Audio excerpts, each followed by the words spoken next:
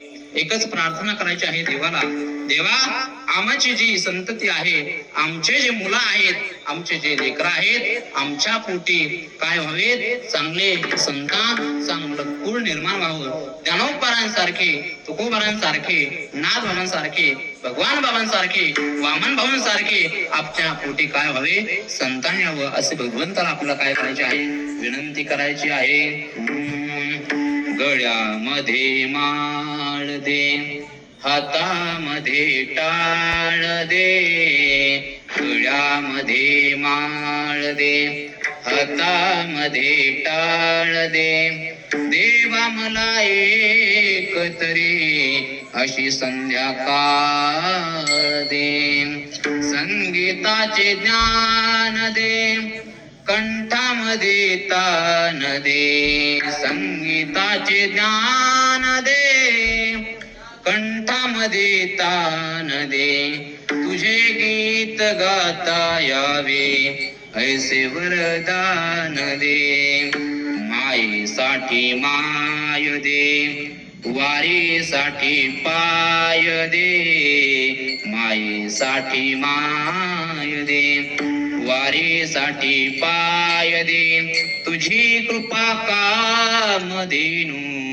अशी एक गाय दे, दिवसभर काम दे, पोटा पुरता दाम दे, दिवसभर काम दे, पोटा पुरता दाम दे, चिंता दूर करावया पोटी तुझे नाम दे, कष्टाने चारा दे, कर्णा परिधान दे, कष्टाने चारा दे, कर्णा परिधान दे, श्रावणाच्या सेवे परी थोडसही मान दे, तुकोबाची विना दे, ज्ञानियाची करुणा दे, तुकोबाची विना दे, ज्ञानियाची करुणा दे, मूर्त डोळा पाय माता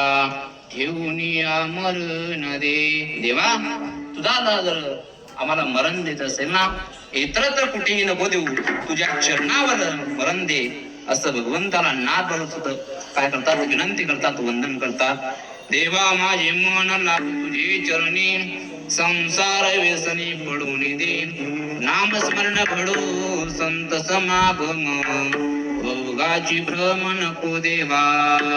वेगळे जे मार्ग आहेत, वेगळ्या मार्गाला कुठेही नको, तुझ्या चरणापासून मला बाजूला करू नको, असं कोण सांगतात, नाथ बाबा सांगतात. म्हणून आपणही भगवंताला हीच विनंती करायची आहे, की ही प्रार्थना करायची आहे.